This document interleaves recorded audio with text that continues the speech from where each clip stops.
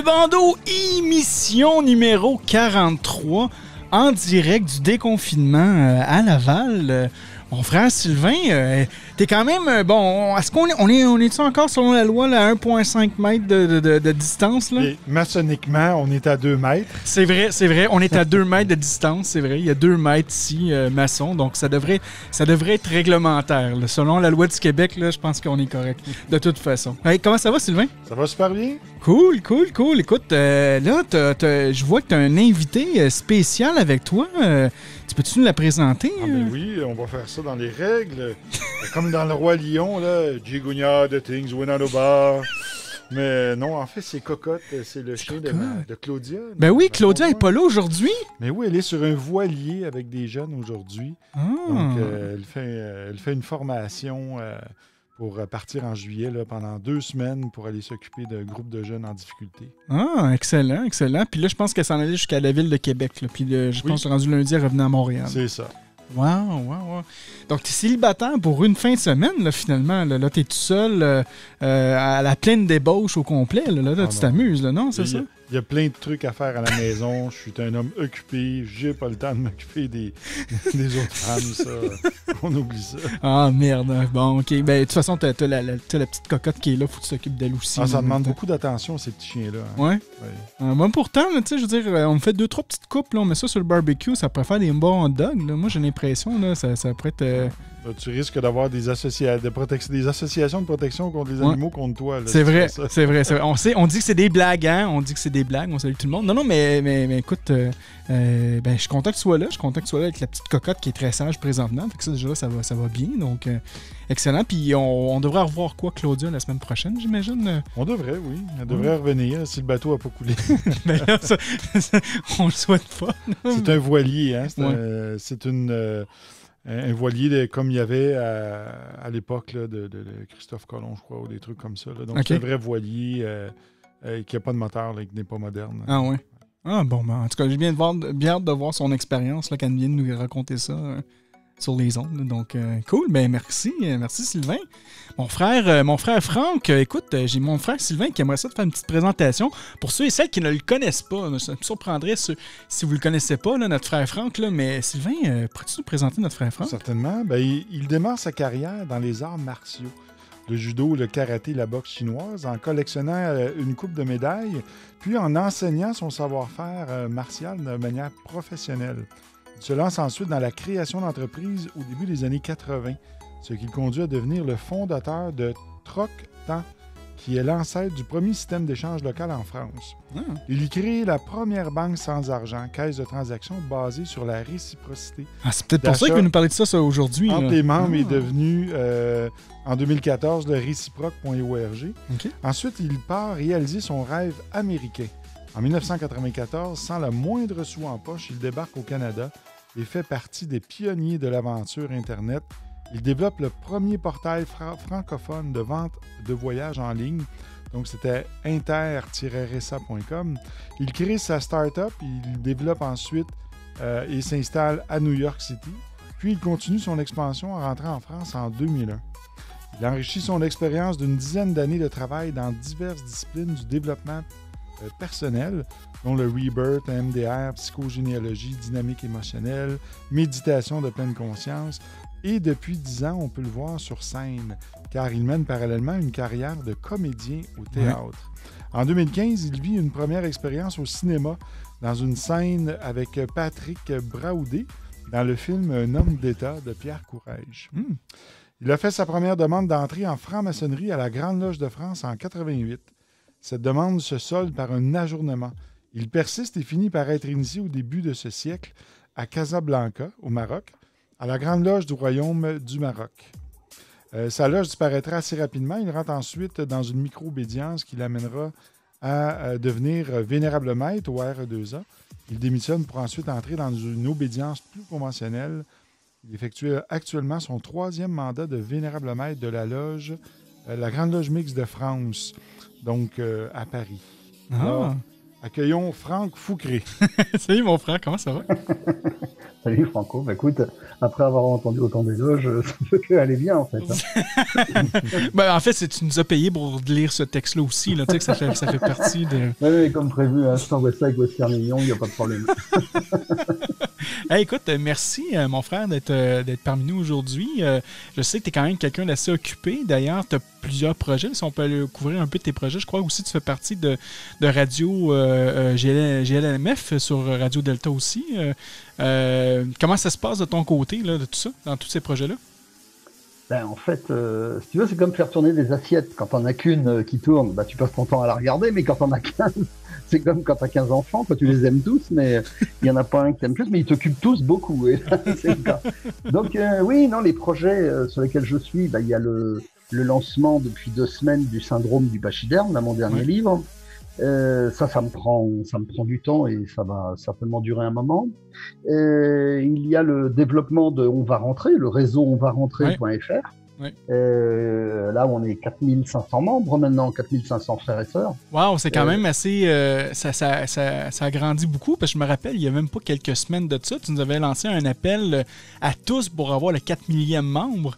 Et là, tu es déjà rendu à 4500, c'est quand même fou. Ah ouais, on est à 4500, oui, ça continue à grossir, et puis on entre à la rentrée dans un redéveloppement technologique pour renforcer à chaque fois. En fait, on est un peu comme des navigateurs, on essaye de faire grossir le bateau pour pouvoir de plus en plus...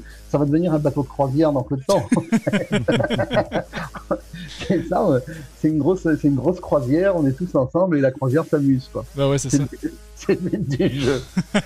Voilà. Donc, non, il y a plein de projets. J'ai des projets d'écriture. J'ai un autre livre qui sort en fin d'année à cause du Covid. Il a été retardé. Il sort chez Dervy. C'est un livre sur les 3 enquêtes. OK. Parce qu'il n'y a rien qui existait sur les 3 enquêtes. Donc, c'est un livre que j'ai terminé le 31 décembre à 23h59.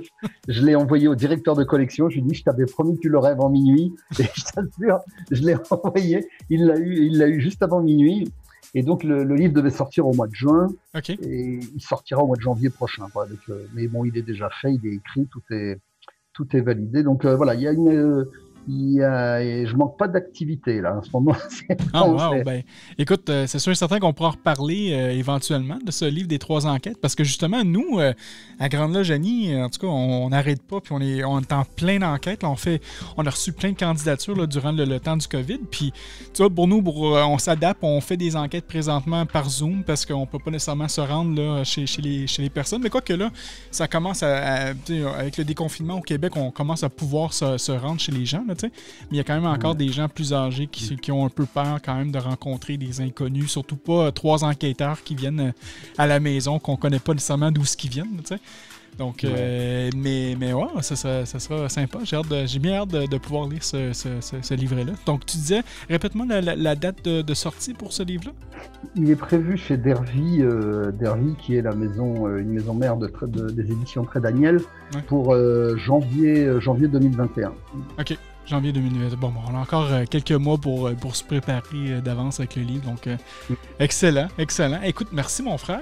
Avant qu'on aille au sujet de ton livre, en fait, j'aimerais ça te dire un grand merci, un grand bonjour, un grand merci à tout le monde qui nous écoute présentement sur notre page Facebook, donc facebook.com/sous le bandeau. On a Vincent qui est déjà connecté, on a Pascal qui est là, Pierre qui est là aussi. Pierre qui dit ça fait longtemps et content de vous voir. Effectivement, Sylvain, je pense que ça faisait 3 semaines qu'on s'était pas rencontrés. On avait besoin d'une pause. Moi, en fait, j'avais besoin de me reposer de Sylvain. Donc, tu vois, là, ça a fait un peu du bien. C'est pour cette raison qu'il nous invitait tous les samedis à un barbecue chez lui. Oui, c'est ça. Oups. Mais non, mais c'est ça. Donc, ça faisait quand même 3 semaines qu'on n'avait pas pris le temps, en fait, de faire une émission. Puis je pense que ça faisait quand même un peu du bien de se reposer, parce qu'avec toutes les tenues maçonniques qu'on a eues aussi, tout ça, parce que nous, on a continué quand même à faire notre expérience par Internet. Dans l'émission, si on continue dans les nouvelles, moi, personnellement, j'ai terminé mon mandat de vénérable maître de 3 ans. Donc, ça a été officiel. On l'a fait par Internet. En fait, on l'a fait quelques jours avant qu'on reçoive l'avis du gouvernement qui dit qu'on peut maintenant se rencontrer en loge. Là. Donc, au Québec, on a une restriction pour au maximum de 50 personnes qui peuvent se rencontrer à l'intérieur. Et d'ailleurs, toi, mon frère Sylvain, tu as fait ta dernière tenue à l'intérieur. Donc, oui, vendredi dernier. Vendredi dernier, c'était une trentaine de participants. Oui, c'est ça. Il y avait trentaine de frères et sœurs qui ne pouvaient pas s'attendre. Et en fait, ils étaient impatients de retourner en loge. Là, donc, c'était le fun de voir.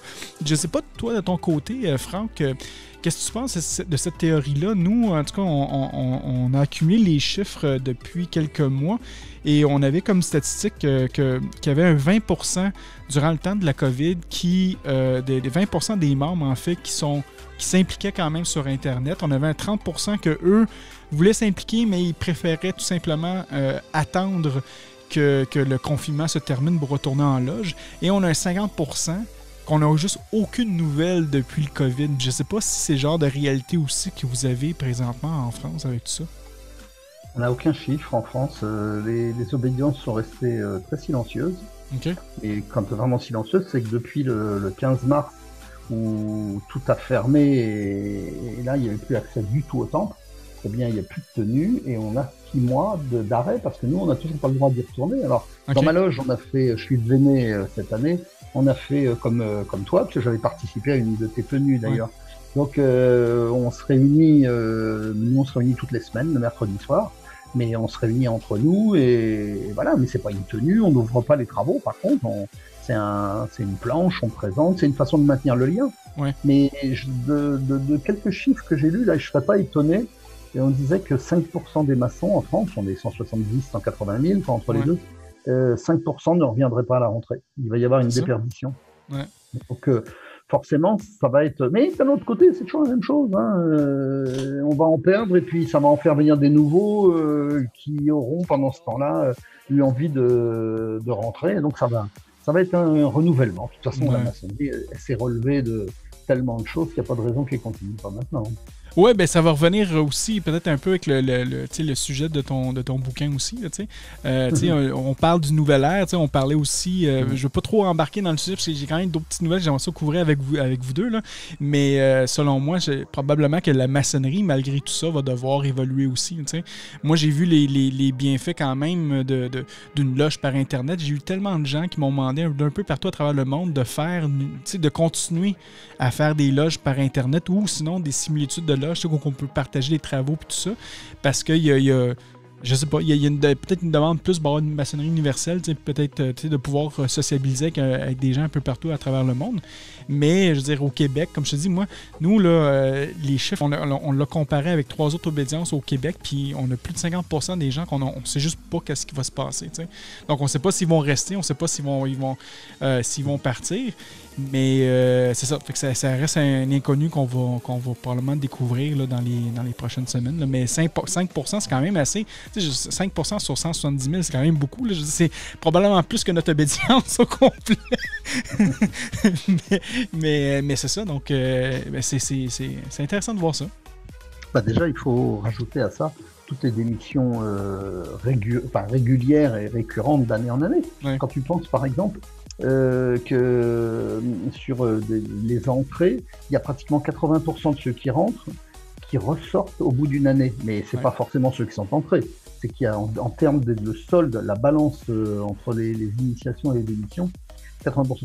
Une des plus grandes obédiences, on ne la citera pas parce qu'elles sont toutes dans le même cas, chaque année, elle perd 1000 mètres. Tu imagines 1000 mètres. Et puis c'est chaque année. Ça veut dire que chaque année, ils vont rentrer 1050, 1100 mètres, et t'en as 1000 qui sortent. Wow. Et ils sortent parce qu'ils sont déçus. Et c'est intéressant ça, parce qu'en fait, les obédiences ne vont même pas, j'ai remarqué ça, ne vont même pas faire une enquête auprès de ceux qui s'en vont, une vraie enquête financée par toutes les obédiences, pour dire, ben voilà, on a besoin de comprendre pourquoi vous êtes partis. Je sais pas, si on prend dans le monde profane, n'importe quelle entreprise perdrait autant de clients, elle appellerait tout de suite un cabinet pour faire un audit, pour comprendre pourquoi il y a eu un manque de fidélité à ce point-là. Oh, et puis là, les obédiences, non.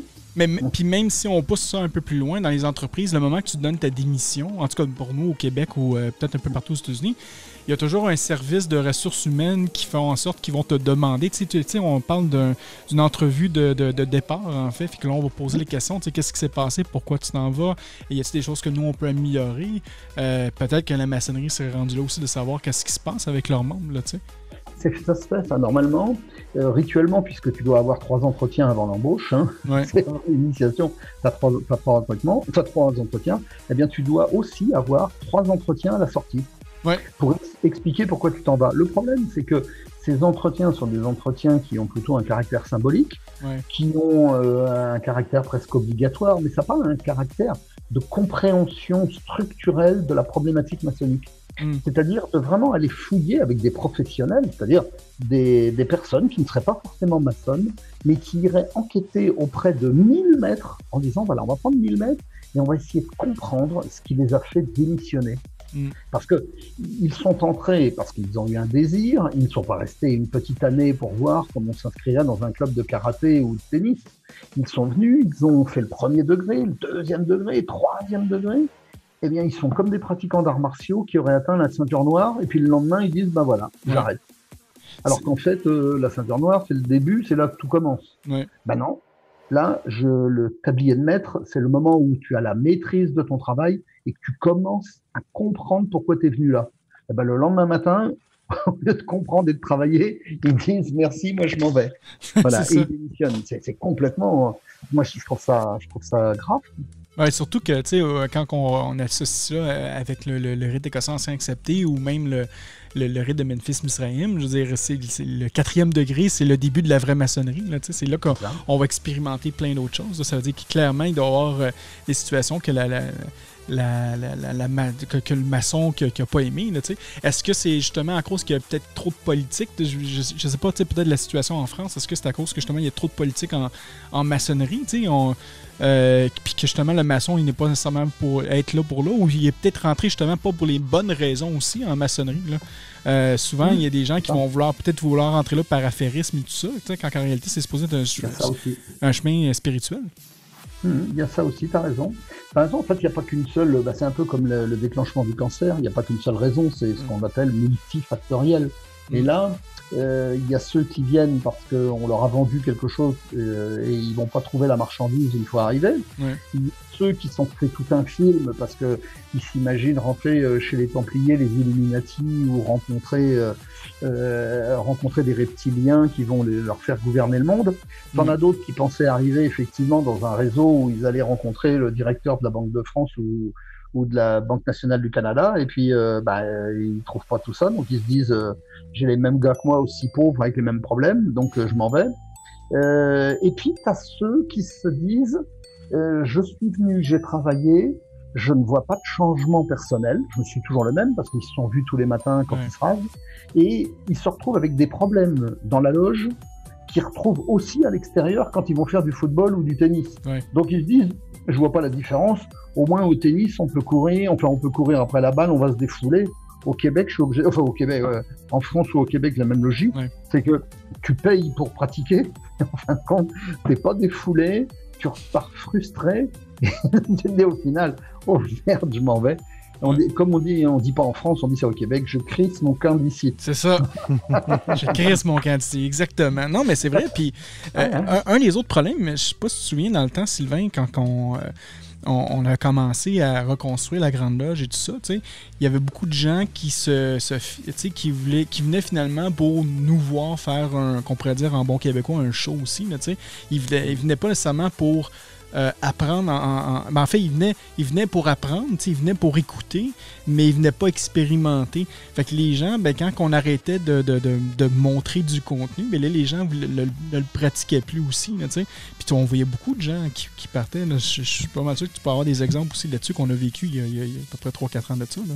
Et on en a tout récemment encore qui ont quitté. Donc, ils s'attendent à des trucs merveilleux, des trucs ésotériques, très profonds, tout ça. C'est sûr que dans la maçonnerie, on a des choses administratives à faire, on a de la politique interne, on a toutes sortes de choses à régler Et dans une tenue, bien, moi, par exemple, dans nos tenues, en tout cas, on a toujours une portion théorique, une portion où on fait une expérimentation mystique là, de travail sur soi. Ouais. Mais il arrive parfois où, quand on manque de temps, où on est plusieurs semaines sans se voir, bien, il arrive qu'on fasse un petit peu plus du côté administratif. Et ça peut déranger des frères qui vont quitter pour ces raisons-là. Ouais. Fait que c'est particulier de voir ça présentement. Puis comme tu disais tantôt, Franck, moi j'ai l'impression que la maçonnerie du Meilleur du Nord, elle va quand même s'en sortir, elle va évoluer. Mais je sais pas avec tout ça si elle va être capable quand même de survivre avec ça. Tu sais, tantôt, quand tu parlais, c'est vraiment, en passant, c'est vraiment un sujet intéressant. Là, qu'est-ce qu'on parle présentement là, pour moi? Là? On prend un peu de temps là, sur les nouvelles puis sur le sujet principal. Mais tu sais, le fait de perdre 1000 mètres par année, c'est beaucoup, là, tu sais, je veux dire... Une obédience. C'est ça, c'est une obédience. Imaginez voilà. Toutes les autres obédiences. La maçonnerie, elle a l'effectif total de la maçonnerie en France, c'est pratiquement 6 fois l'effectif de cette obédience. Ce qui veut dire que tu peux multiplier par 5,5 ainsi. Ça veut dire qu'on peut considérer qu'en proportion, c'est 5000 maîtres français minimum qui démissionnent chaque année. Ça arrive un peu aussi aux chiffres des États-Unis aussi. Les États-Unis, je pense qu'ils parlaient... J'avais écouté une émission qui s'appelle The Masonic Roundtable qui parlait justement qu'eux perdaient jusqu'à 10 à 15 000 membres par année. Donc, pour un pays qui a quoi, je me souviens bien, à peu près 2 millions de membres de maçons. Ça sont plus que ça, je pense. Ouais, ou ben, en tout cas, à fur et à mesure, ils continuaient à perdre des maçons.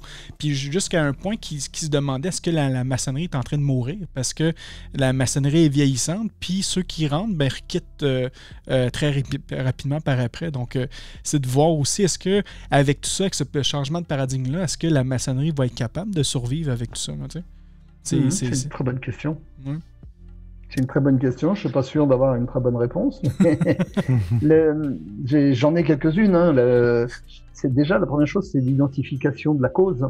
Ouais. Et l'identification de la cause, c'est qu'à une époque où le sens du symbole et du travail initiatique représente un vrai sens, on se retrouve et on a un objectif commun, le sens initiatique. Mais à partir du moment où on est dans une société où on est des consommateurs, ouais. C'est-à-dire qu'on vient, on paye et on veut en contrepartie quelque chose qui se quantifie. Il y a le benchmarking qui nous permet de savoir lequel est le meilleur de tout ça.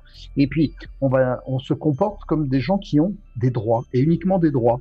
Mais les devoirs, on les oublie complètement parce que le consommateur est roi. Et donc, si on aborde la maçonnerie comme de la consommation, eh bien, c'est pas la peine, c'est fini, ça ne sert à rien, ça se vide. Et le problème, c'est que si la maçonnerie accepte de rentrer dans ce jeu-là, eh bien, elle finit par donner ce que le consommateur veut, c'est-à-dire de la distraction, des planches les plus attractives possibles. On fait un show, et puis à la limite, ce qui serait peut-être bien pour fidéliser le maçon, c'est peut-être amener des pop-up girls au départ, parce que tu démarres ta tenue avec des pop-up girls, ça n'existe pas en France, mais je sais que j'en ai vu assez en Amérique du Nord. Et puis tu finis ça par un petit French cancan, parce que tant qu'à faire, faut pas oublier les racines françaises. Et puis tu te dis, ça y est, d'un seul coup. Mais oui, mais là, ça devient du commerce, on est dans du business, on n'est plus du tout dans de la voie initiatique. Et c'est tout le questionnement, il est là. C'est est-ce que la maçonnerie est une voie d'évolution personnelle pour s'améliorer soi afin d'interagir sur la société, ou est-ce qu'on est là pour acquérir une idée commune à laquelle tout le monde va adhérer pour influencer la société extérieure? La réponse, je l'ai, la société extérieure, elle est beaucoup plus influencée par l'argent. Et quand je dis influencée par l'argent, c'est un tsunami qui ne laisse aucune chance à la maçonnerie. Et la maçonnerie, c'est une goutte d'eau dans le tsunami que représente aujourd'hui le monde de la finance. Donc pour changer la société, on ne la changera certainement pas avec les idées maçonniques. Ça, c'est déjà mort et enterré. Il faut s'améliorer soi. C'est le seul moyen de faire évoluer la société, de devenir exemplaire par la compréhension de nos rituels. Par exemple, Sylvain disait tout de suite, on fait des travaux administratifs. Bon, moi je dis tout le temps, je dis les travaux administratifs, ils ne sont pas administratifs du tout.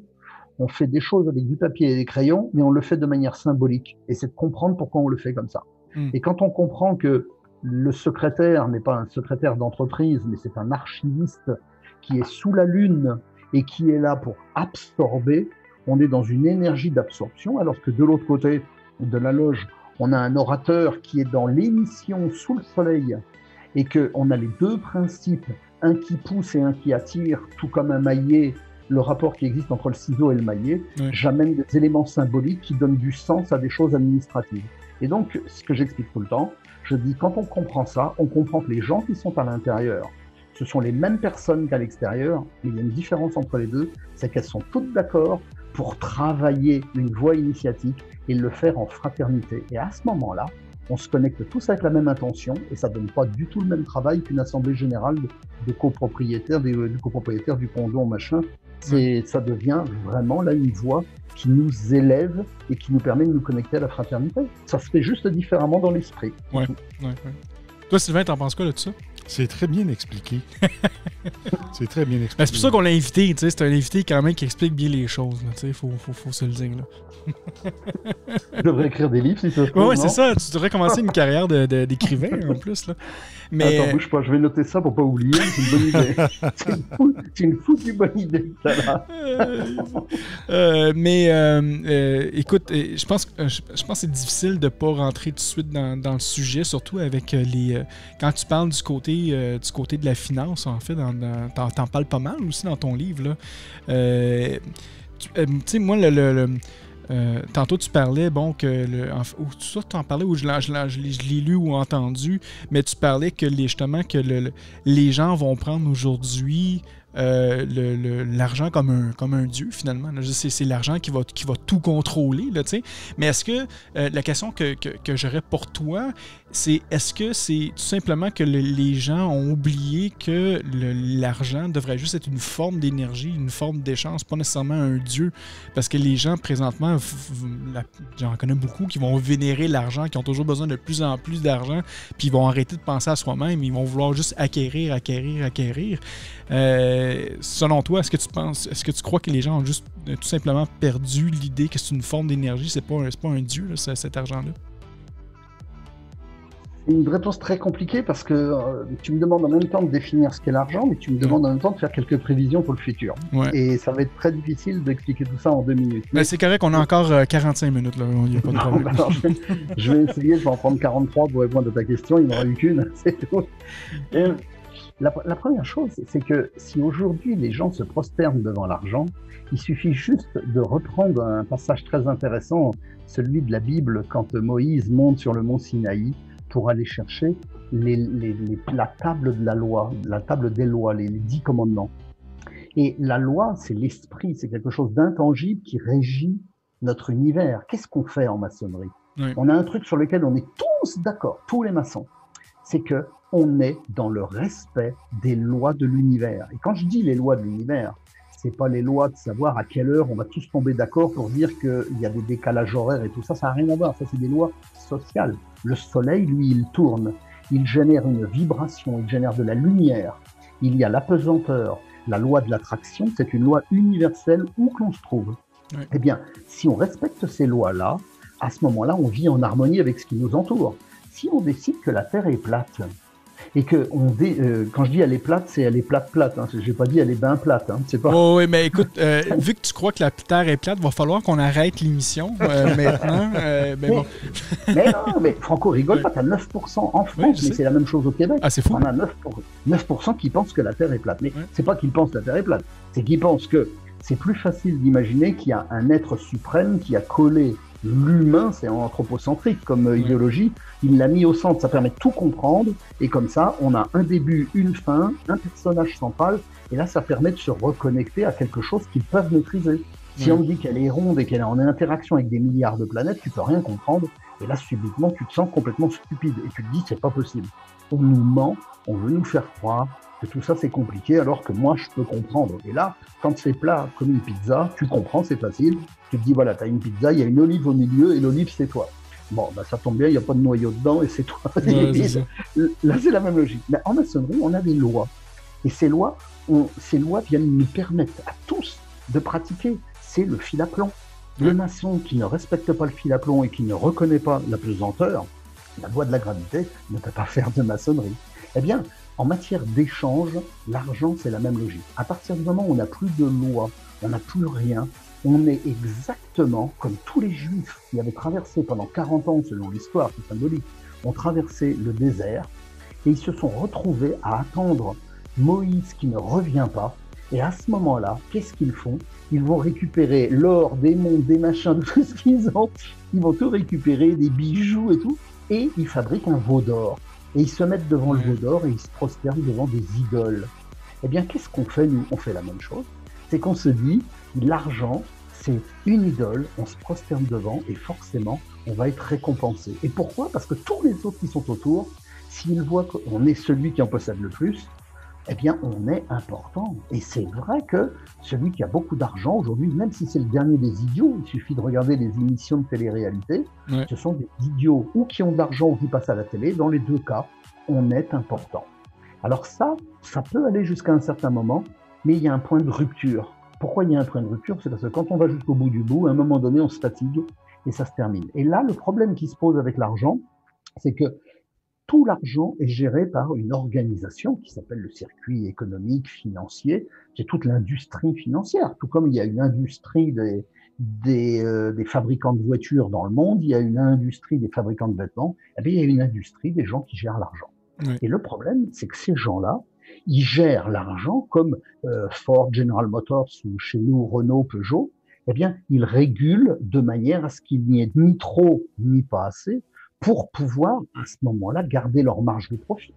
Tout ça, ça se comprend facilement. S'il y a trop d'argent, ben d'un seul coup, l'argent perd sa valeur. S'il n'y en a pas assez, ça augmente. S'il n'y en a pas du tout, il n'y a plus de transactions. Donc, ceux qui gèrent et qui produisent cet argent, ce sont les banques centrales, hein, j'invente rien, on a tous appris ça à l'école.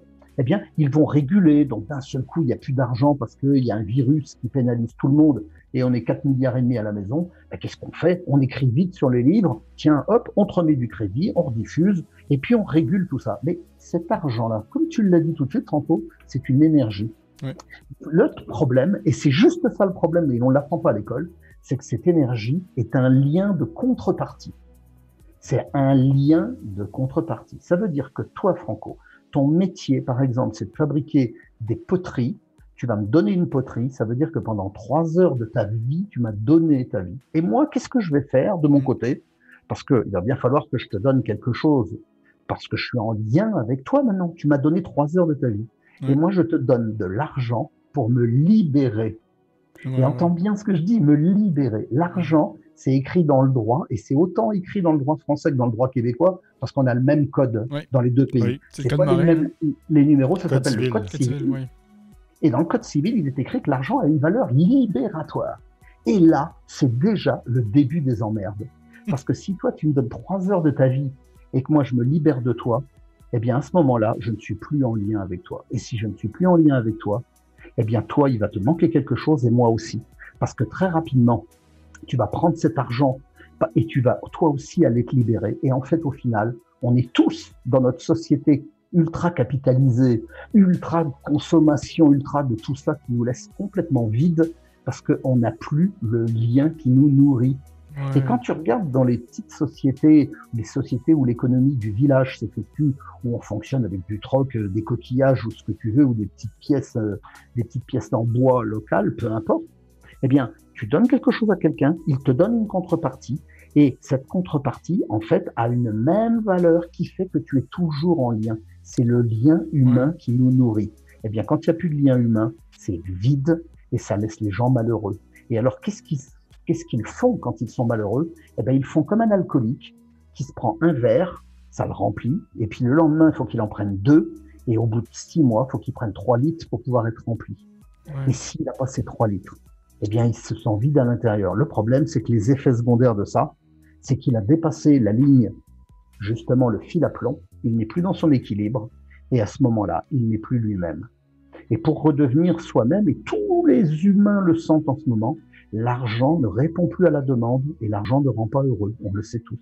Ouais. Et là, notre problème, c'est un problème structurel qui va nous amener à une rupture de ce système pour aller vers quelque chose qui va être beaucoup mieux. Au même titre qu'il y a 100 ans, si tu m'avais invité, si on avait été sur le même micro, je t'aurais dit, le cheval, la voiture hippomobile, c'est merveilleux, tu peux aller de Montréal à Québec en 2 jours, c'est super. Bon, ben oui, mais le problème, c'est que Montréal avait le même problème que toutes les capitales il y a 100 ans, c'est qu'il y avait du crottin dans toutes les rues de la ville, et le crottin, c'était de la pollution, et on savait pas comment s'en débarrasser. Et ben, le moyen, ça a été de remplacer ça par un véhicule qu'on appelle automobile. Et d'un seul coup, ça a amené des changements fondamentaux qui aujourd'hui, dans l'excès, nous amènent de nouveaux problèmes qui vont nous amener à trouver de nouvelles solutions. Ça s'appelle l'évolution humaine, tout simplement. Puis Sylvain, en fait, c'est un architecte financier, justement. Quand on parle de finances et de monnaie et tout ça, j'aimerais ça t'entendre là-dessus, Sylvain. Comment que les gens peuvent être malheureux, finalement, avec cette monnaie-là? Je pense que tu en rencontres à tous les jours. Et je me perçois pas comme un architecte financier. Là. Je suis plutôt un spécialiste qui détient l'expertise en termes de crédit à la consommation et de fraude, parce que c'est dans le milieu dans lequel je travaille.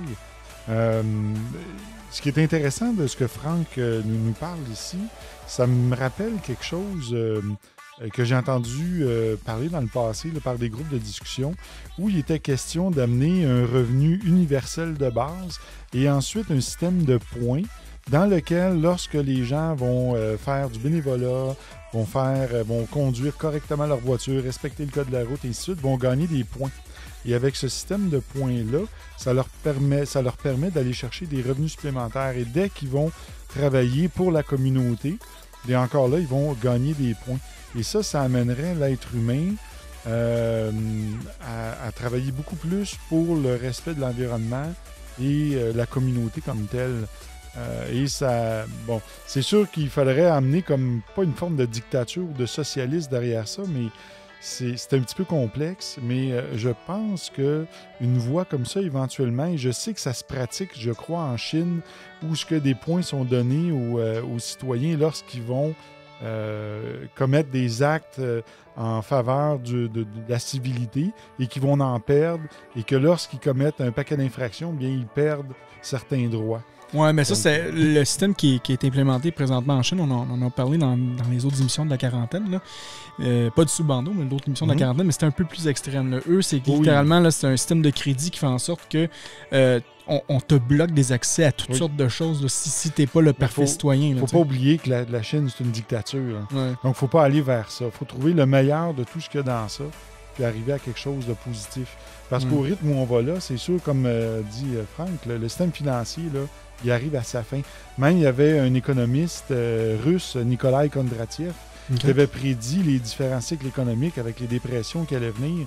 Et même celle de 2020 là, était prédit et pourtant, il est mort en 1929. Mais lui avait trouvé l'algorithme pour dire non, le système de banque centrale dans lequel vous nous imposez, ça ne marchera pas, ça ne fonctionnera pas. Ça va durer 100 ans, tout au plus, puis ça va crasher. Ah ouais. Et tout ça est arrivé en 1933. Là, c'est là qu'on s'est fait introduire les systèmes de banque centrale tels qu'on les connaît aujourd'hui.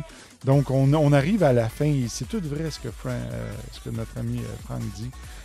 Et c'est issu dans le système financier. Les banques pensent à ça, travaillent sur ça, cherchent des solutions. Et avec le blockchain aussi, là, ça aussi, la technologie de ça, c'est merveilleux, mais encore là, c'est une monnaie qui, comme dit Franck, fait strictement remplacer celle qui est déjà là. Oui, et elle est en plus virtuelle, là, c'est complètement volatile. Ben, c'est que la monnaie, puis je sais aussi que Franck, je pense que tu en avais parlé lors d'une de tes entrevues aussi, tu avais parlé justement du Bitcoin et tout ça. Moi, par expérience, j'ai travaillé beaucoup aussi là-dedans. Même j'avais mon propre serveur qui minait mes Ethereum et tout ça. Je faisais ça aussi. Pour moi, je veux dire, oui, encore une fois, moi, je l'utilise toujours comme un système d'énergie, mais c'est oui que ce soit centralisé par des banques, c'est décentralisé, c'est quand même du code privé, en fait semi-privé, là, parce que maintenant, les sources sont publiques pour que tout le monde soit capable d'accéder au code et tout ça.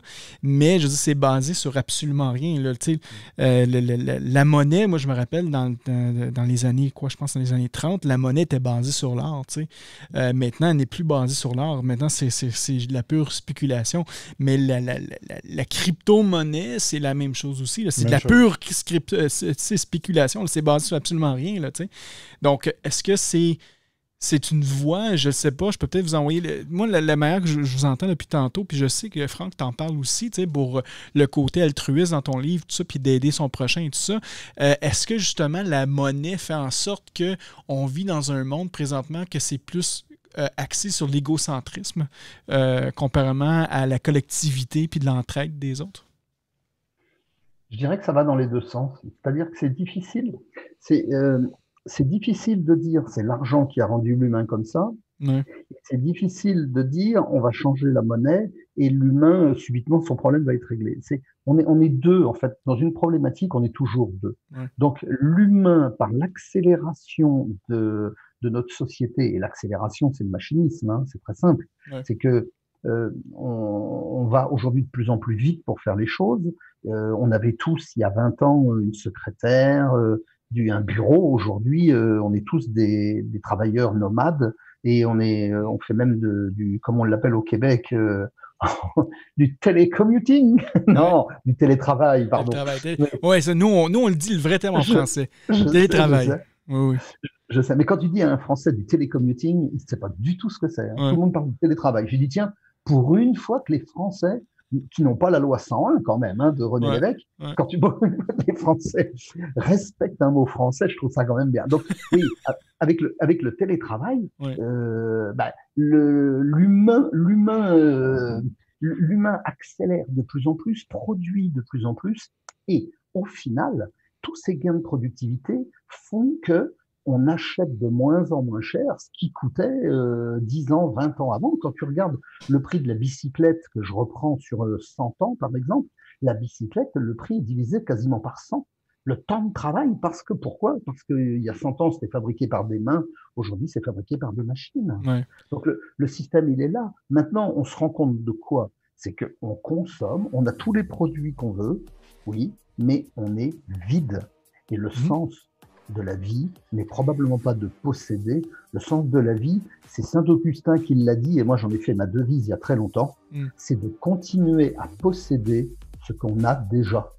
Et à partir du moment où on appuie sa règle de vie sur le désir de ce qu'on a déjà, à ce moment-là, on est dans le respect de la matière, et si on est dans le respect de la matière, on est aussi dans le respect de l'esprit.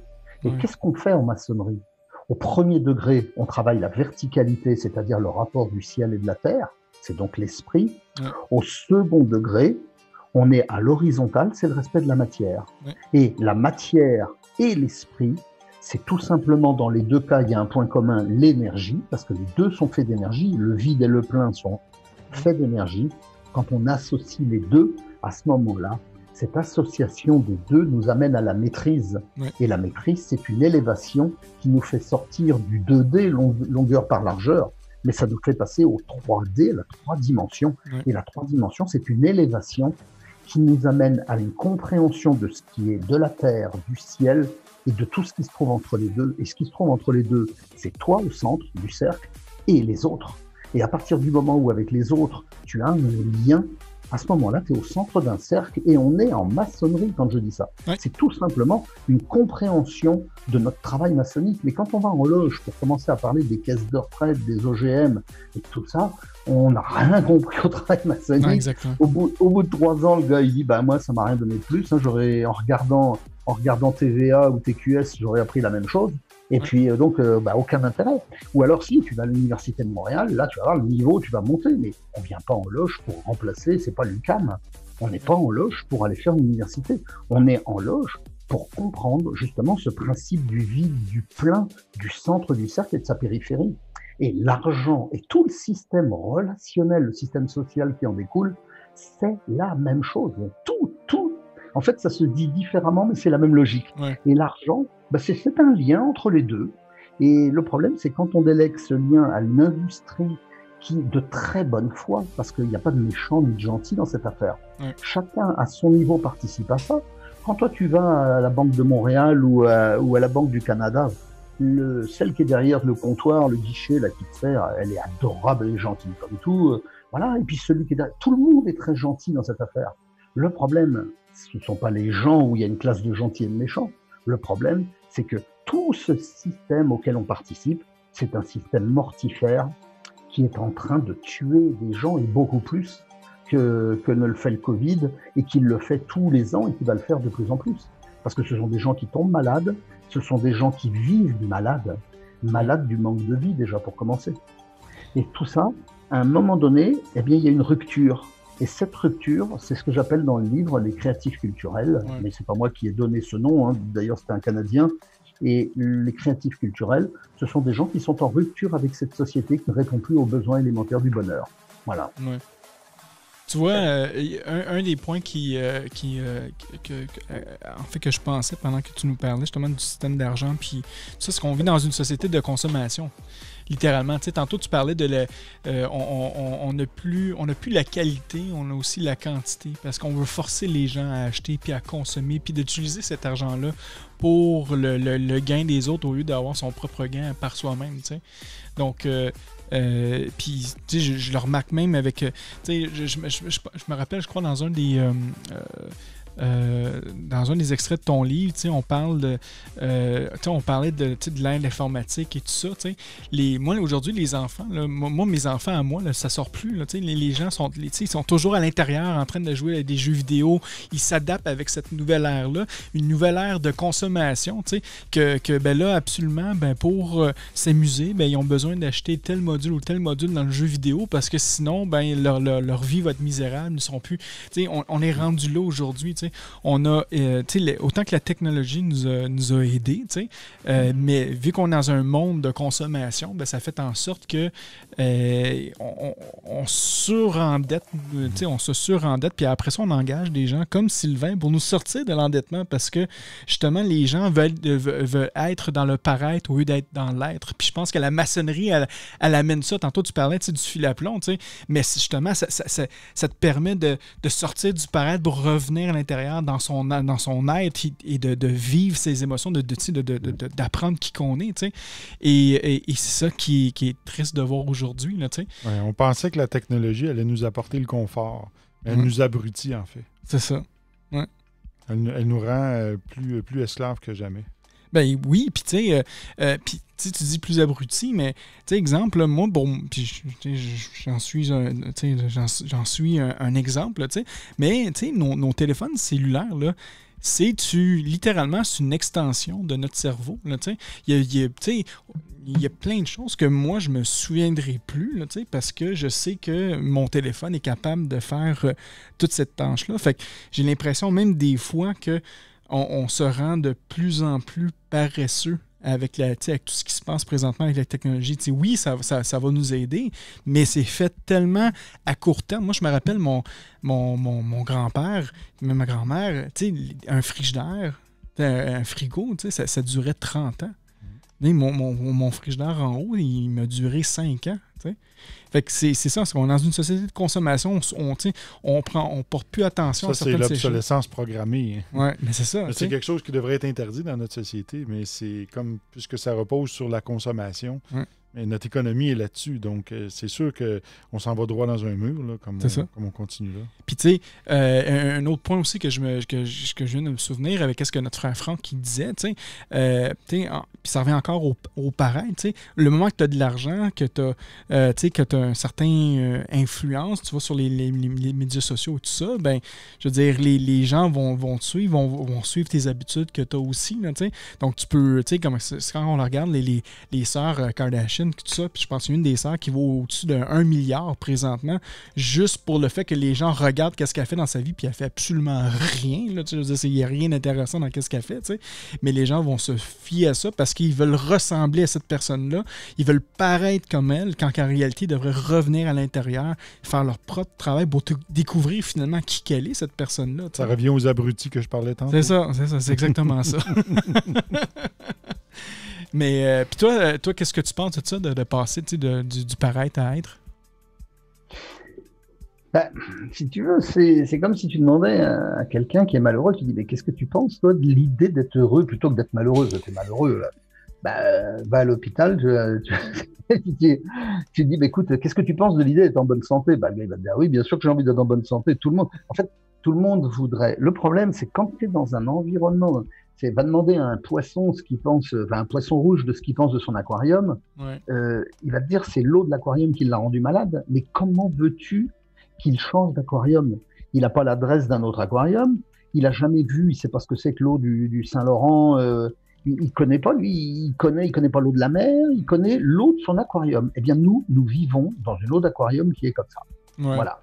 Et tout ce système où chacun a participé à son niveau, donc il n'y a pas de coupable là-dedans, il y a juste des responsabilités, eh bien, ça nous a amené peu à peu, et Sylvain, c'est ce qu'il disait tout de suite, là, et moi c'est comme ça que je traduis ça, aux travaux de Sigmund Freud quand il nous explique que l'humain, en fait, peu à peu, abandonne ses désirs pour rentrer dans ses pulsions.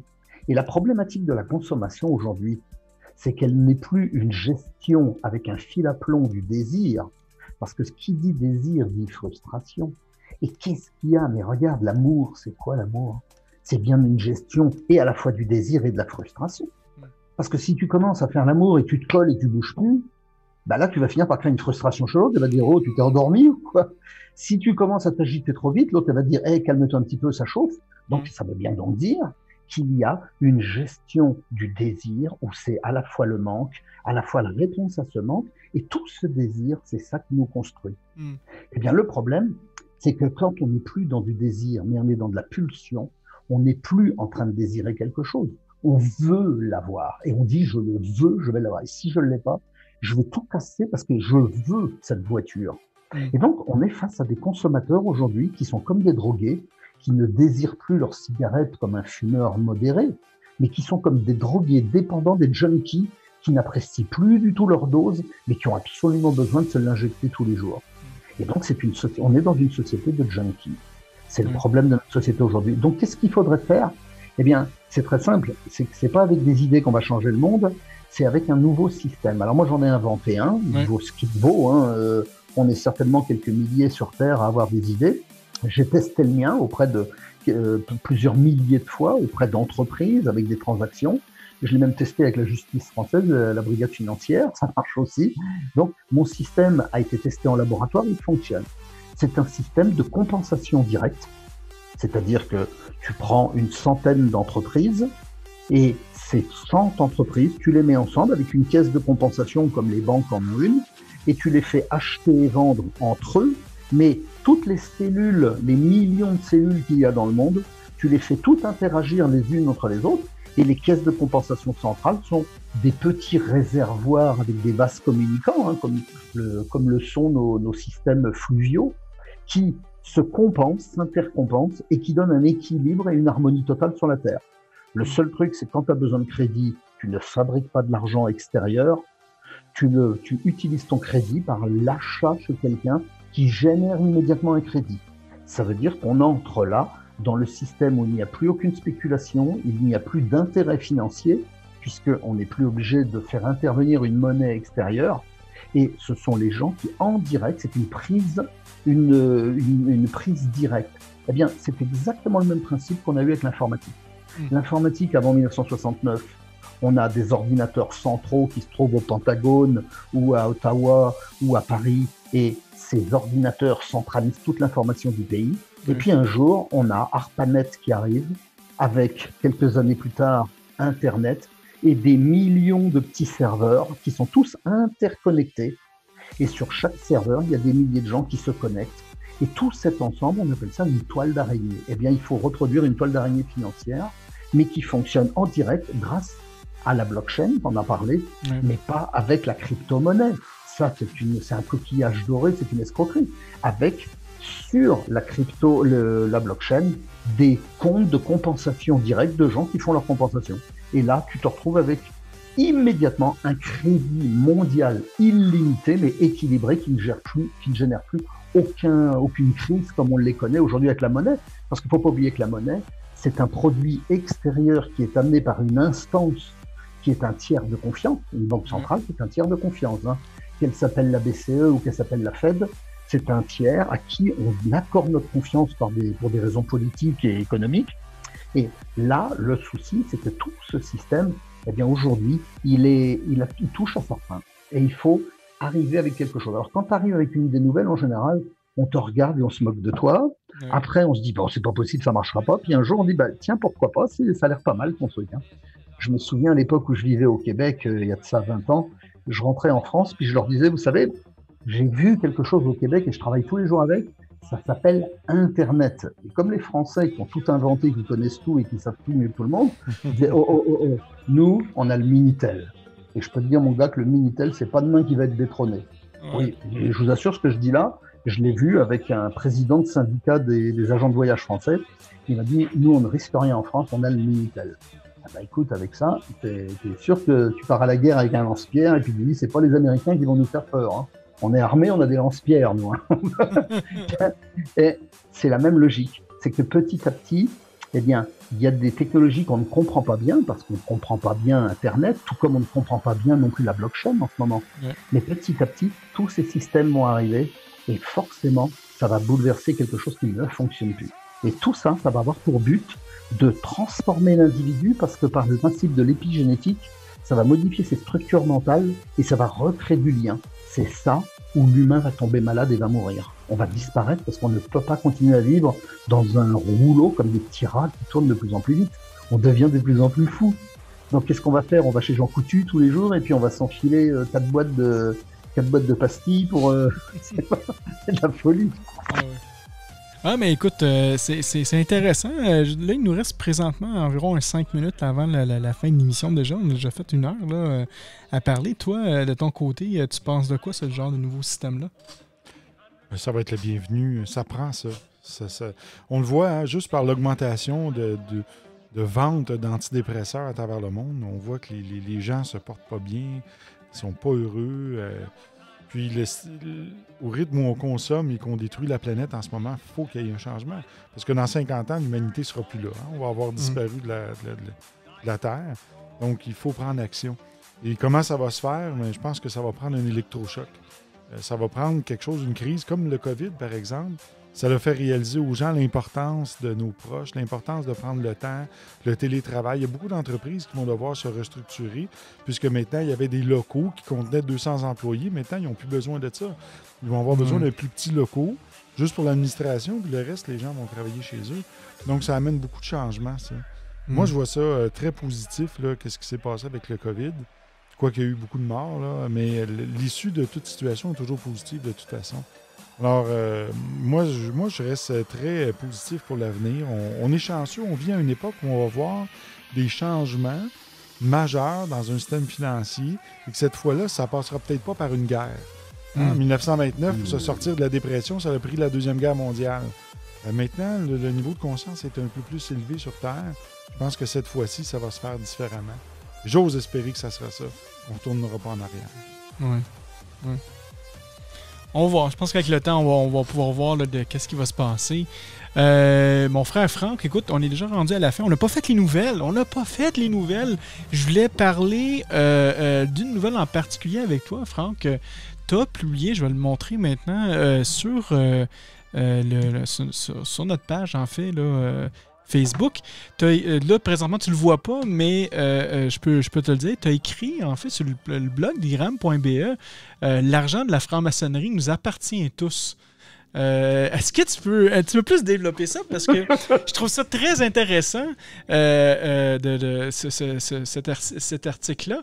Et c'est peut-être aussi comment je pourrais dire? C'est une situation qui est peut-être pas uniquement aux obédiences européennes, mais clairement, nous, on n'a pas cette réalité-là au Québec. Mais j'aimerais ça que tu nous en parles un peu de cette nouvelle-là, en fait, de l'argent de la franc-maçonnerie nous appartient à tous. Ben oui, c'est qu'en fait, je me suis appuyé sur les travaux du père du revenu d'existence dont parlait Sylvain tout à l'heure. Donc là, je rebondis sur ce dont parlait Sylvain. C'est-à-dire qu'en fait, je me dis, voilà, aujourd'hui, il y a 170 000 maçons en France qui payent chaque année une capitation, donc un frais annuel, et une partie de ces frais vont à la loge, une partie vont à l'obédience.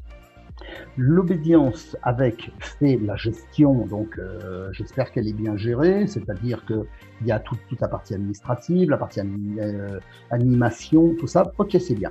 Et puis la partie de loge, elle sert à quoi? Elle sert à payer un temple.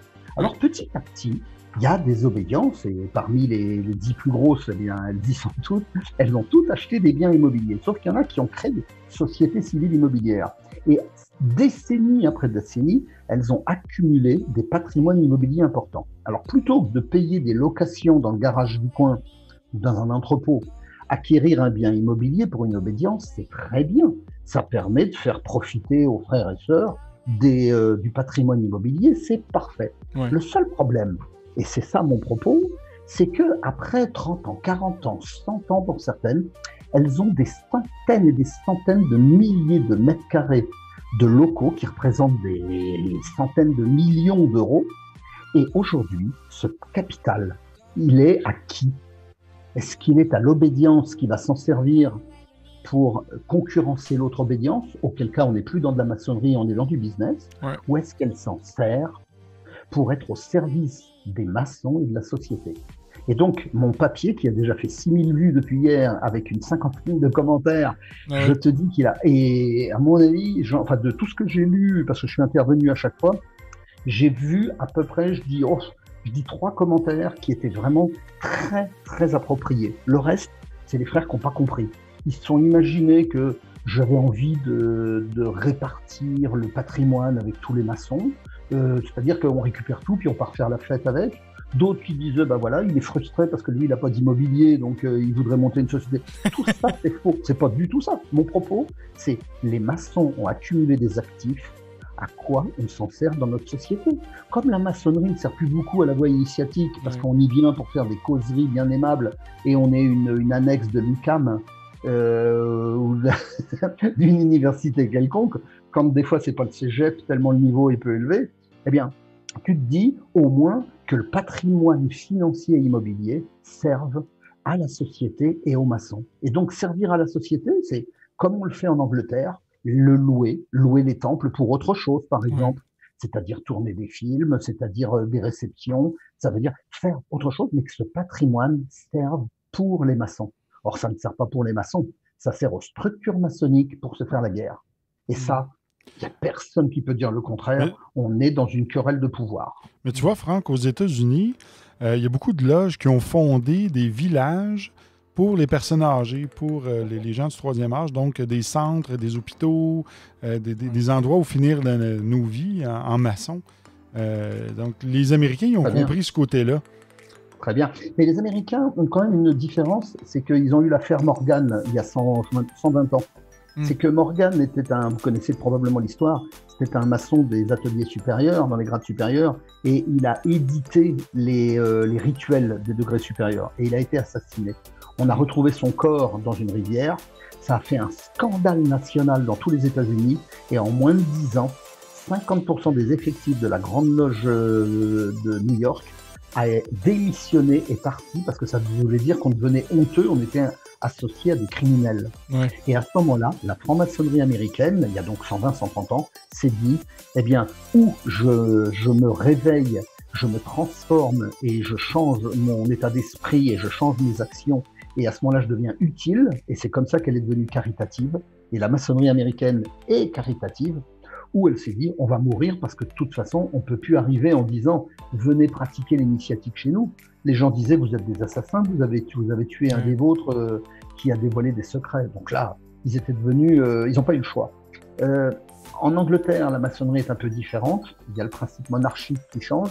Et la France, c'est encore un principe différent parce que nous, on a les Gaulois, c'est les tribus. Je croyais que c'était nous les Gaulois. Je pensais que c'était nous les Québécois, les Gaulois. Nous, c'est les Gaulois de l'Espérie. C'est ça. Ah mais non. Nous, il y a les Gaulois. Alors, il n'y a pas deux villages qui sont d'accord l'un avec l'autre. Ils se bagarrent tout le temps pour savoir qui a le plus long zizi.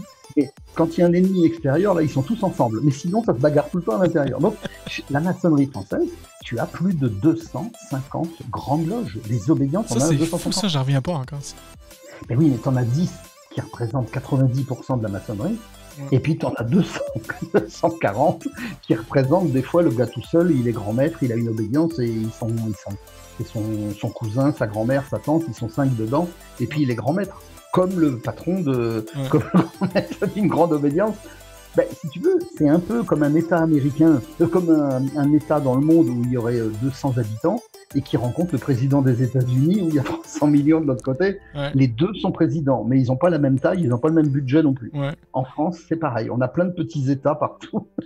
Ben, ça revient aussi à la même chose avec nous au Québec. T'sais, nous, notre obédience, pour dire qu'on est un petit peu plus qu'une centaine, mais si on compare ça avec le Grand Orient de France qui en a 55 000, ben justement, nous, c'est ça, on est les petits avec les grands aussi. Mais je trouve ça intéressant de voir, d'essayer de comprendre un peu qu'est-ce que ces obédiences font avec ces fonds-là aussi. Là, c'est pas les petits qui posent problème, là, c'est les gros. Là. Ouais, c'est ça, c'est les gros. T'sais. C'est les gros parce qu'en plus, juste Franco, je t'interromps, excuse-moi, ce qui est important de comprendre, c'est que les gros, qu'est-ce qu'ils font? ils possèdent les temples et ils se font des guerres entre eux et ils donnent des patentes.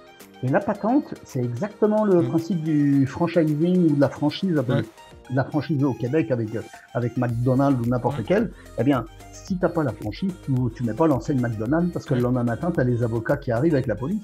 Là, les obédiences donnent des autorisations de location de temple. Alors, si tu fais pas partie, t'es pas dans les bonnes grâces, eh bien, tu n'as pas l'autorisation et tu ne peux pas pratiquer. Et tu vas aller pratiquer dans le garage où tu as un copain qui a un bar et puis tu t'attends qu'il ferme pour pouvoir aller te réunir. Wow. Et là, c'est un vrai problème, ça. Et c'est un des problèmes, mais il y en a d'autres. Et ça veut dire que la possession des temples entraîne des injustices de l'autre côté avec les petites obédiences, par exemple. Oh wow, c'est vraiment pas une réalité que nous, on a présentement au Québec. Là. Nous, en tout cas, ben, c'est sûr que nous, on est indépendants, on a notre propre temple de toute façon. Là, mais je veux dire, notre temple qu'on a sur Partenay, le temple qu'il y a aussi sur Notre-Dame, je pense que ça couvre 90% de toutes les petites obédiences au Québec. Plus les temples de la Grande Loge du Québec, là, eux, sont indépendants. Mais même à ça, maintenant, la Grande Loge du Québec, ils sont ouverts aussi, probablement à faire des locations aussi pour certaines obédiences. Donc ça, c'est quand même une belle ouverture. Mais j'ai jamais pu imaginer que ça pouvait être comme ça en France présentement. Tu sais, tantôt, je regarde dans le chat, on a Ronan, qui est un de nos membres Patreon, qui dit qu'en Angleterre, il y a aussi des maisons de retraite puis des hôpitaux. Là. Quand on parle des hôpitaux, on parle des Shriners, là, qui sont un peu partout à travers le monde, là, qui ont été créés aux États-Unis. Puis depuis ce temps-là, ben, c'est un peu comme ça que les Américains ont décidé de rendre ça plus qualitatif, là, comme dirait Franck. Sinon, en France, y a-tu quand même un espoir d'un peu de philanthropie que les obédiences majeures françaises font? Ils ont-tu des genres de choses similaires qu'ils voudraient faire ou il n'y a absolument rien? Il n'y a pas grand-chose parce que déjà, foncièrement, la maçonnerie française n'est pas une maçonnerie de charité. Elle ne repose pas sur les principes de la maçonnerie anglaise pour ça. Elle s'est vraiment dissociée. Et comme elle est rentrée très fortement à cause de gens comme Guénon ou Oswald Wirth, il y a beaucoup de maçons qui pratiquent aussi un espèce de symbolisme qui est aux limites du New Age des fois. Ouais. C'est très très compliqué et la maçonnerie s'est divisée, c'est devenu un écosystème très très compliqué. Donc c'est très dur de pouvoir tout rassembler.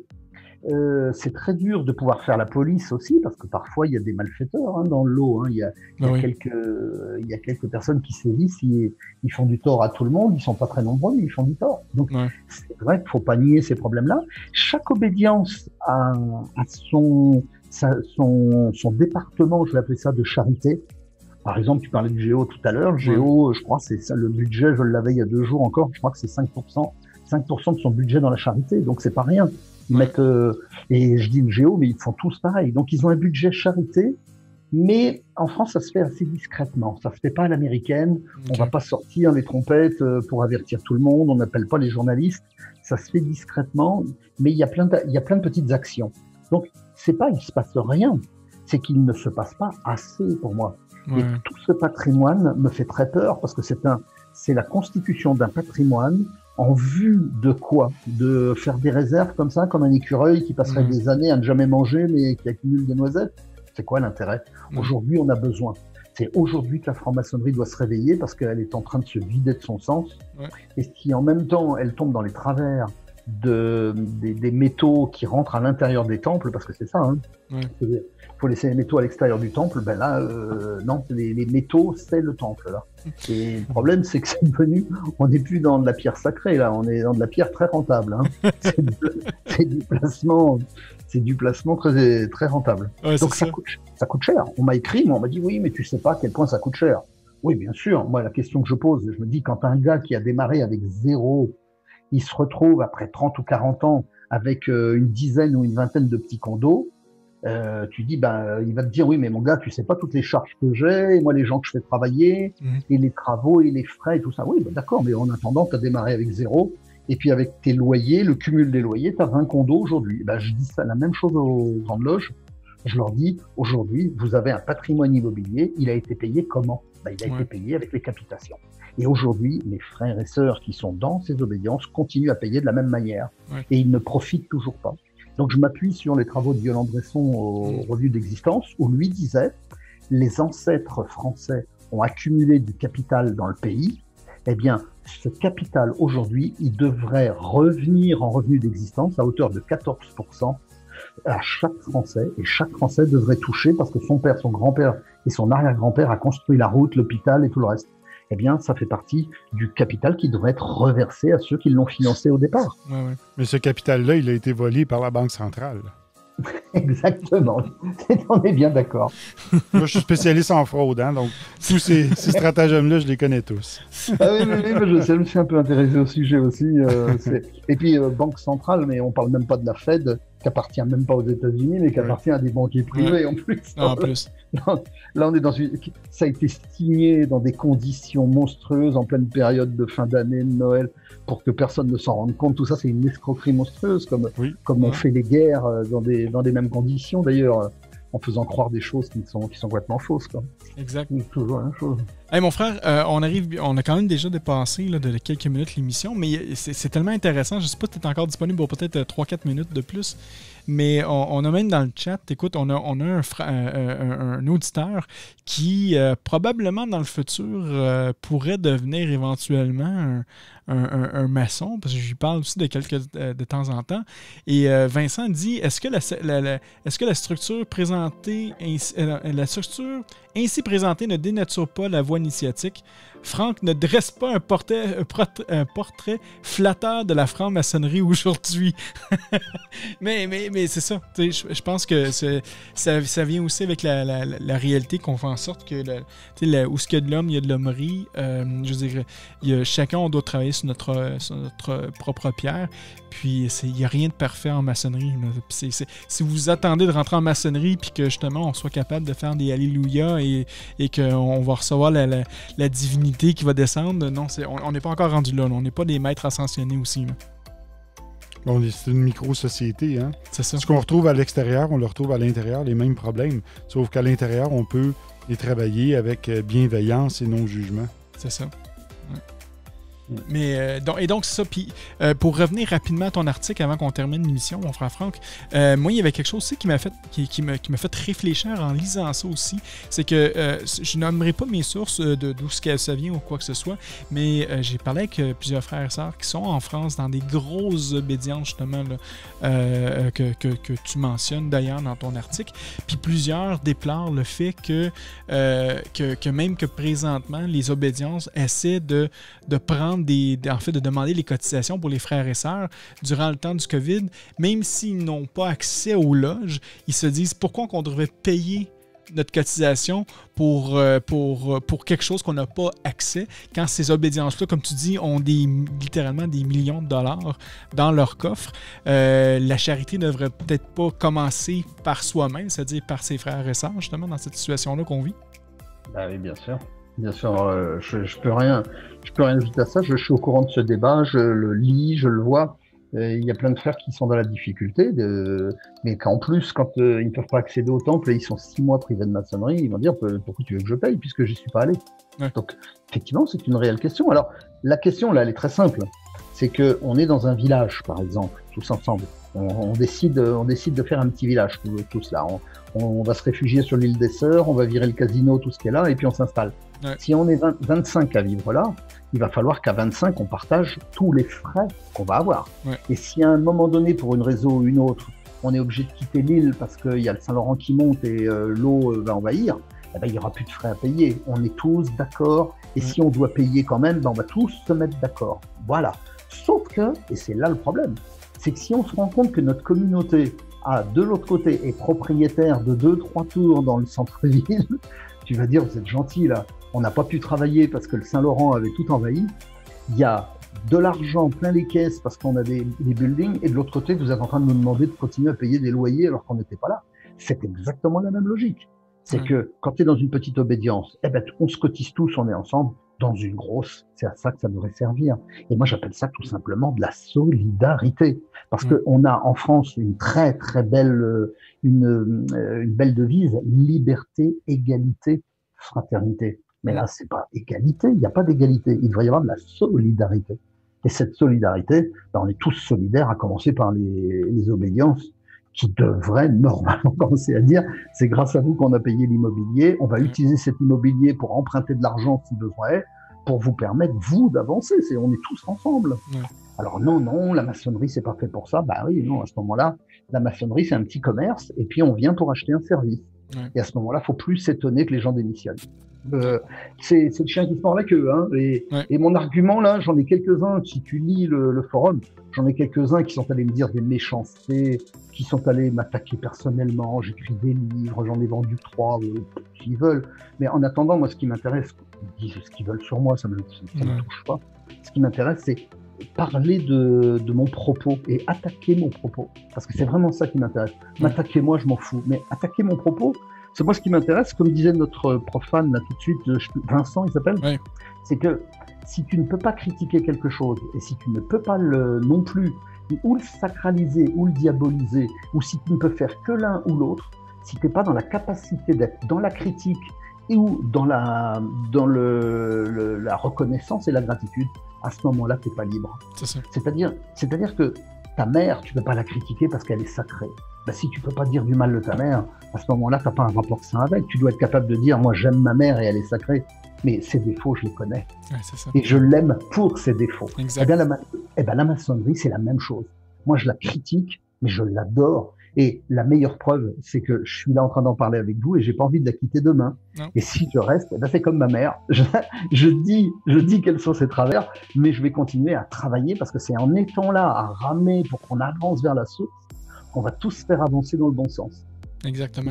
Et c'est tous ensemble. C'est une grosse pierre brute qu'on est en train de travailler tout ensemble, puis qu'on est conscient des qualités et des défauts, puis qu'on y va à coups de maillette puis de ciseaux pour travailler dessus. Écoute, mon frère, ton livre, Le syndrome de pachyderme, c'est où qu'on peut se le procurer présentement? Ben, il suffit de taper le syndrome du pachyderme sur Google, normalement, enfin sur un moteur de recherche connu, et théoriquement, tu vas le trouver chez tous les libraires, je sais plus du tout, les libraires du Québec, je sais pas, il y avait un Renaud Bray à une époque, je sais pas, ça existe toujours. Oui, ça existe toujours.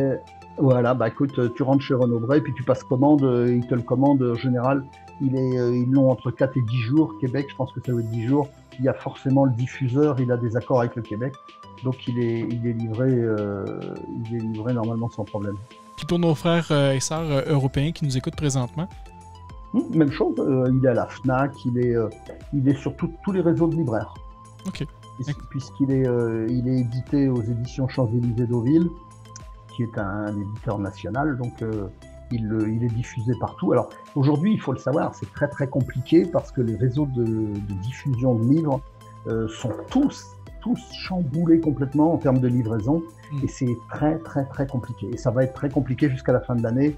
Je me suis fait expliquer ça récemment par la FNAC qui est un gros réseau libraire en France qui m'a dit là jusqu'en décembre c'est compliqué. Donc il faut être juste un peu plus patient. Bah écoute, justement je parlais du désir tout à l'heure, ça va être un moyen d'accroître le désir avant de savourer. Oui, puis pour ceux et celles qui veulent avoir un cadeau pour Noël, ben ça va être disponible à ce temps-là, donc c'est parfait. C'est un peu long, là. J'ai peur que la mariée s'endorme avant. Hein. Écoute, un grand merci encore une fois, mon frère Franck, d'avoir été parmi nous. J'apprécie toujours les conversations qu'on a ensemble, toujours super apprécié. Et la prochaine fois qu'on revient faire notre tour, là, quand tout ça va être déconfiné, on va devoir retourner en France. Là. Donc, il va falloir qu'on se rencontre puis qu'on se fasse un bon petit repas, là, puis une petite émission ensemble, là, ça serait bien en France. Donc, un grand merci encore une fois. Puis, écoute, tu reviens là, quand tu veux. Eh ben, grand plaisir. Merci, Sylvain. Prends soin de Cocotte. Fais-lui un gros bisou pour moi. Fais-lui un gros bec. Promis. Franco, attends qu'on soit plus en antenne pour ça va faire des jaloux. Après. C'est ça. Ouais.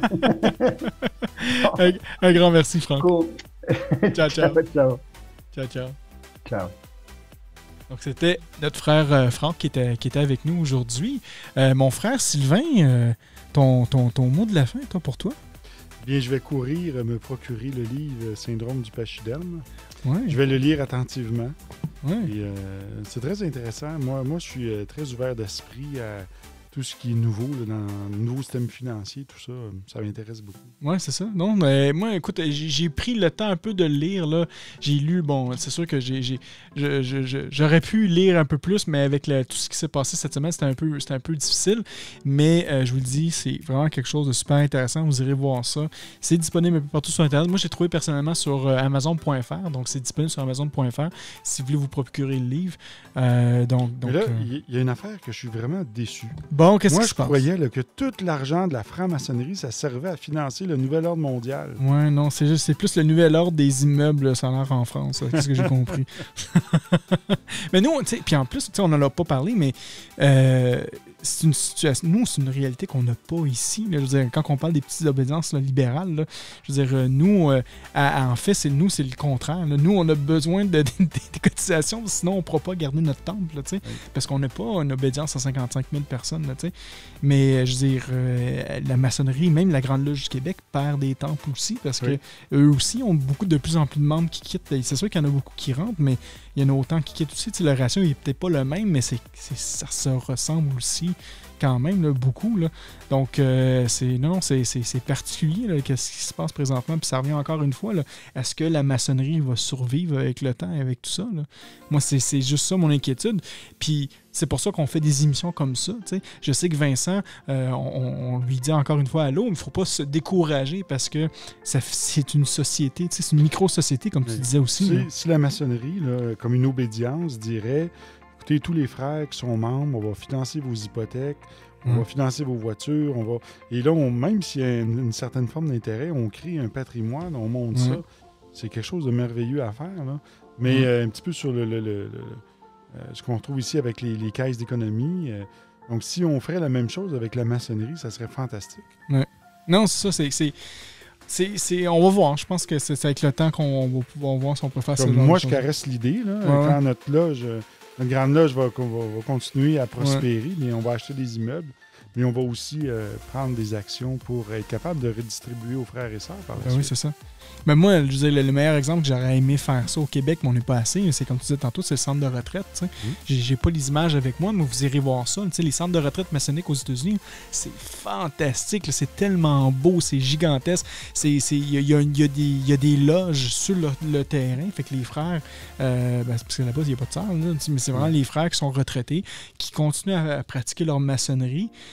Sont avec leurs conjoints, avec leurs ladies. Oui, c'est ça. Oui. Puis, mais je dirais là, ils sont quand même juste avec les hommes.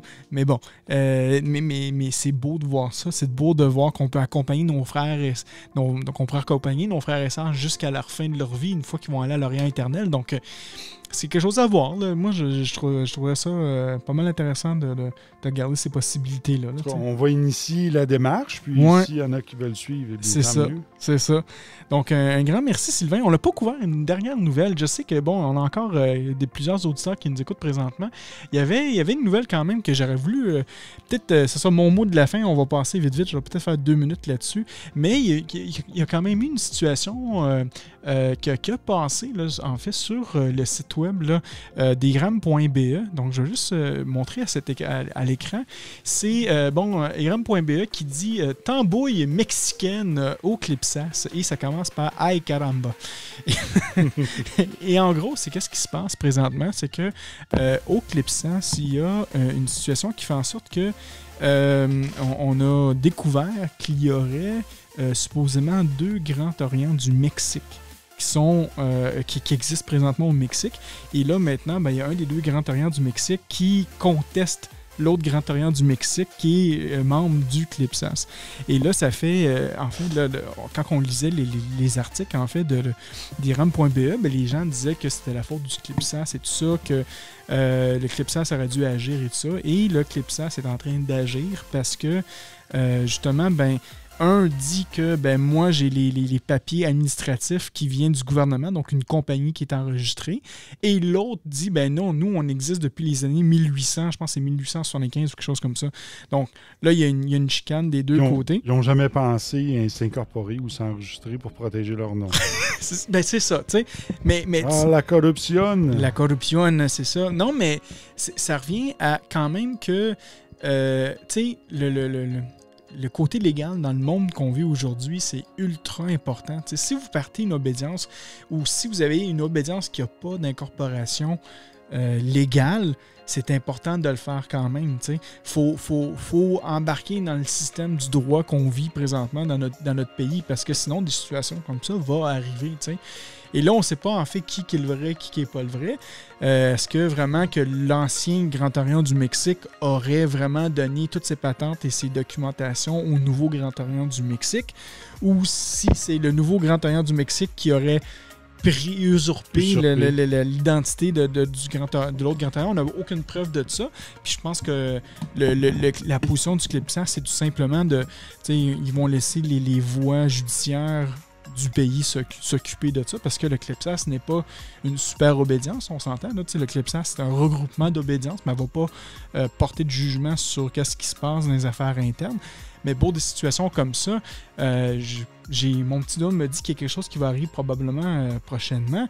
Et même ça va jusqu'au point où on a su dernièrement que le Grand Orient de France aurait enlevé les patentes et toute reconnaissance maçonnique au Grand Orient du Mexique là, présentement. Aux deux Grands Orients du Mexique? En fait, ils ont juste dit au Grand Orient du Mexique, parce que eux, si on regarde dans le fait, je pourrais retourner dans les nouvelles, là, je vais te montrer le deuxième article, en fait, qui vient aussi d'Iram.be, et on peut voir que le grand maître présentement, Samuel Aguilar Ibarra, qui était au Grand Orient de France en 2019 pour recevoir le prix sur la laïcité.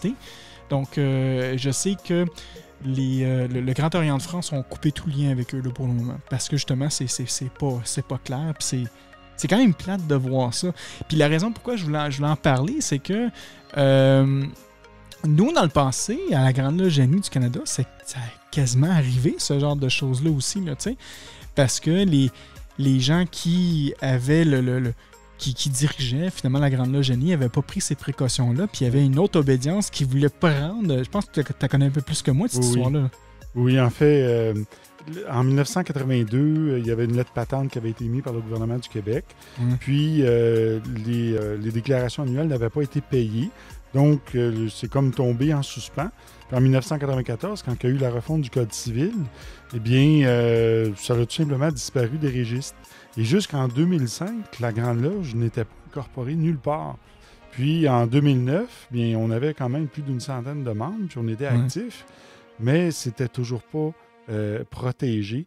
Et là, il y a une autre obédience qui s'est dit « Ah, moi, je vais prendre le nom, je vais me l'accaparer. » Donc, juste à temps, là, à une semaine avant que ça se fasse, on a pu incorporer le nom puis se protéger. Mais sinon, on se faisait voler notre nom. Là. C'est débile, ça. Oui. C'est fou comment qu'on peut voir des fois. Puis là, ça aide pas encore à la situation. Là, qu'est-ce que Vincent il va entendre? Tu sais qu'il y a quand même des guerres en maçonnerie, mais il n'y a rien de parfait. Là, puis je pense que tu le dis à chaque fois, Sylvain, mais si vous croyez que les maçons dominent le monde, là, c'est loin de là. Il y a de la chicane en certains groupes. C'est plate de voir ça, qu'il n'y a pas de maçonnerie universelle ou une vraie chaîne d'union. Là, quand on dit qu'on veut réunir ce qui était part, là, et souvent, c'est cassé un peu partout. Là, puis il y a des guerres d'ego qui viennent là-dedans, puis tout ça. T'sais.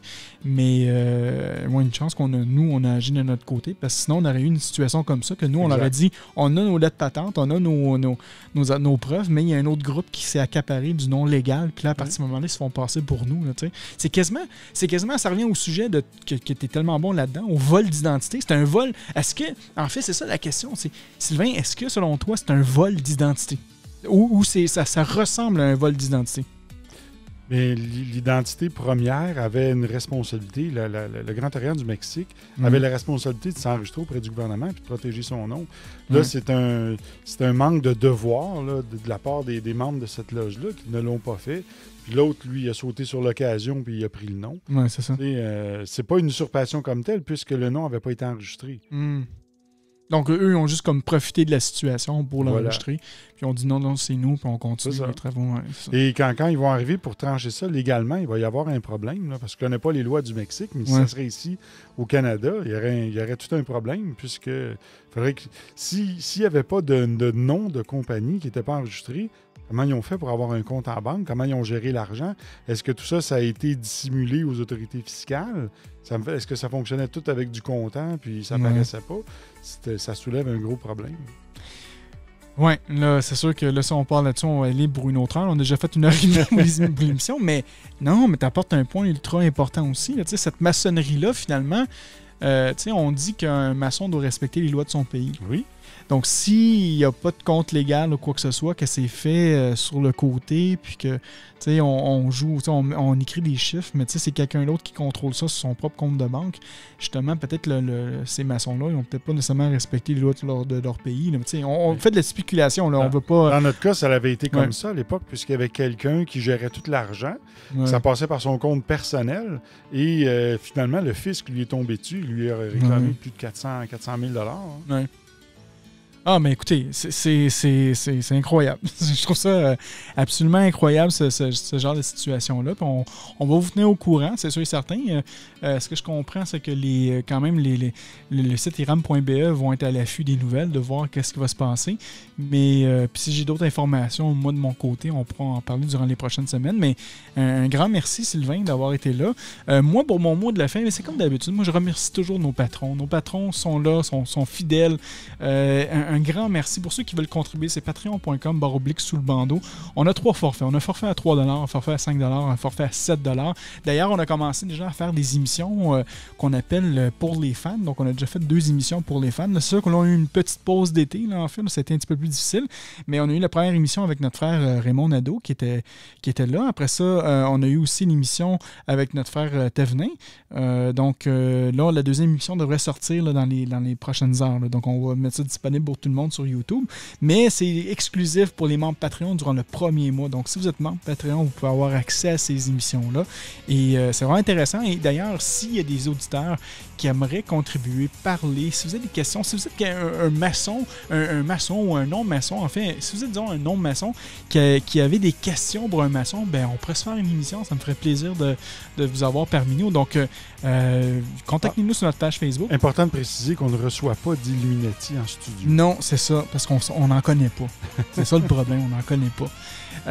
Les 3 forfaits, non, le forfait à 3 $. Le 3 $, c'est le Fat Pack, donc un grand merci à la gang du Fat Pack. Le forfait à 5 $, on a Vincent, on a Netilop, on a Cindy et on a Carl-Henri, donc un grand merci. Et les maîtres podcasters, le forfait à 7 $, on a Woody, on a Thibaut, on a Sean, on a Ronan, on a Raymond, Raphaël, Pierre D, Pierre C, Michel B, Laurent, Dominique, Cap Jazz, Eric et Cédric. Donc un grand merci à tout le monde d'avoir été parmi nous. Merci beaucoup aussi à tous ceux et celles qui étaient dans le chat, qui a commenté. Donc merci à Pascal, on avait aussi Vincent, Ronan qui était présent, il y avait Lambert qui était là aussi, Daruma, et j'en passe, là, il y avait quand même plusieurs personnes. Guylaine aussi, Thomas qui était là aussi. Donc un grand merci d'avoir été là avec nous. Et je vous dis à la semaine prochaine, en espérant que Claudia pourra être là aussi, qui pourra nous conter son histoire de bateau. Sûrement. J'ai bien hâte de voir ça. Donc en mon nom Franco et mon nom de Sylvain et Petite Cocotte, on vous dit à la semaine prochaine pour une autre émission. Bye bye. Au revoir.